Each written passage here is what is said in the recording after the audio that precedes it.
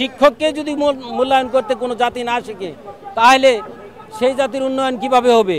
আমরা বিভিন্ন ব্যক্তিবর্গ কমপক্ষে বেসরকারি শিক্ষা প্রতিষ্ঠান থেকে পড়াশোনা করে আসছে, সকলেই যে সরকারি প্রতিষ্ঠান থেকে পড়াশোনা করছে তা নয়। তাদের তো এইটুকু বোধোদয় হওয়া উচিত যে আমরা বাড়ি ভাড়া পাই আর আমাদের স্যাররা পায় না।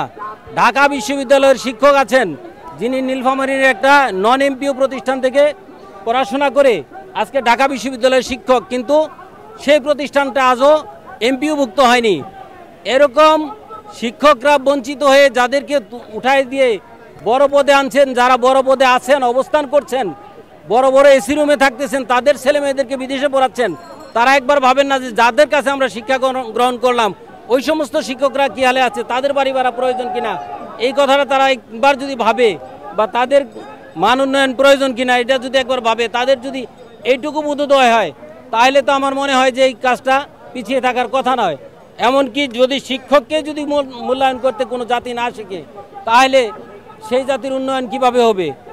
প্রত্যেকটা দেশে, নেদারল্যান্ডস সহ বিশ্বের বিভিন্ন দেশে শিক্ষকরা সবচেয়ে বেশি মর্যাদাশীল। আমাদের ভারতেও, পার্শ্ববর্তী দেশ ভারতেও কিন্তু শিক্ষকরা মর্যাদাশীল, আর আমাদের বাংলাদেশের শিক্ষকরা অবহেলিত। এই জন্য আমাদের জাতির উন্নয়ন কম হচ্ছে। আমাদের যেই দেশে শিক্ষকদের মর্যাদা দিতে জানলে, অন্যকে যদি মূল্যায়ন করতে জানে তাহলে নিজেও মূল্য পায় এবং জাতির উন্নয়ন হয়, এটা আমরা বুঝতে পারছি না। এই জন্য যারা বড় পদে আছেন তারা ক্ষমতার মোহে, অবৈধ পয়সা খাওয়ার লোভে বিভিন্নভাবে বিভিন্ন অজুহাতে আজকে ফান্ড নাই, এই নাই, সেই নাই। আমাদের দেশে যেই টাকা দুর্নীতি হয়, আমাদের শিক্ষা প্রতিষ্ঠান আছে সরকারি করলে যদি 90% 100% মাধ্যমিক বিদ্যালয় সরকারি করে, একটি টাকা সরকারে লাগবে না।